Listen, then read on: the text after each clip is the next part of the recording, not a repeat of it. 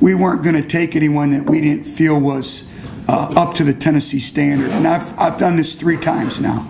And a lot of times as a coach coming in, you try to just salvage a recruiting class.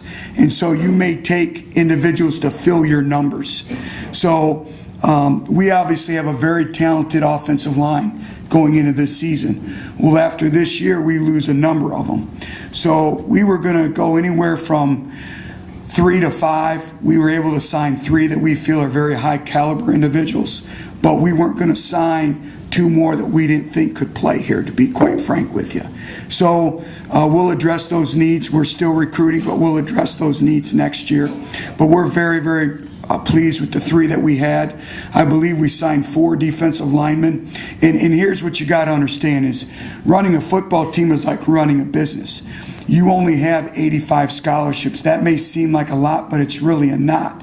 But when you look at your need, we say offense, defensive lines, linebacker. We only had 5 receivers on scholarship. And when we're the way we want to play, our formula is 12. So I think, you have to balance of, when you're putting together a recruiting roster, there's a lot of thought that goes into it. And then when you have 31 days to do it, and the first thing you have to do is evaluate your team, look at your depth, look at your talent. So, that's why we were working around the clock. But would we have liked 1 or 2 O-linemen? Absolutely. But we'll get those needs addressed the following year. Same thing at linebacker. The great thing about the 21 signees is 5 are here. They're already enrolled in school. They're taking classes. And I'm really, really excited about them because I think all 5 are going to be really, really good football players for us. Everything was geared towards recruiting, but every opportunity, you could only have 7 coaches on the road. So if I was in or some assistants, they had to get around our players. And I just believe in getting around our players. The more they know about me, the more I know about them, the harder I can coach them. And I told them, we're developing trust. But I also told them this, you're developing your own identity. I'm judging you by your actions. Everything is about accountability. Part of that Vol Olympics is team building, team chemistry. Name me a great team that didn't have great team chemistry. Doesn't happen. So we're also developing accountability for our actions. Because in our profession, I'm judged on 12 outcomes a year, working to get 13 to 14 games.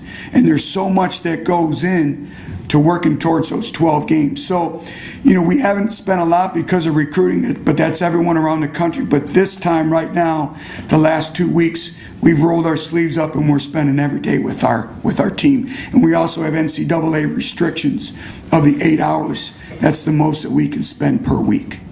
Well, back in the day when you could have unlimited squad limitations, you had what was called a preferred walk-on and a regular walk-on. That is over with.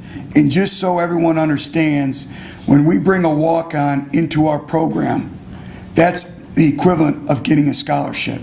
Because if you think about it, I'm only allowed to bring to camp 105 individuals. Okay? You have 85 on scholarship. So do the math. There's 20 left. Well, you're not bringing in all new walk-ons. You currently have walk-ons in your program. So we will probably only bring in maybe about 6 or 7. So, obviously he's paid his deposit. We're ecstatic about him.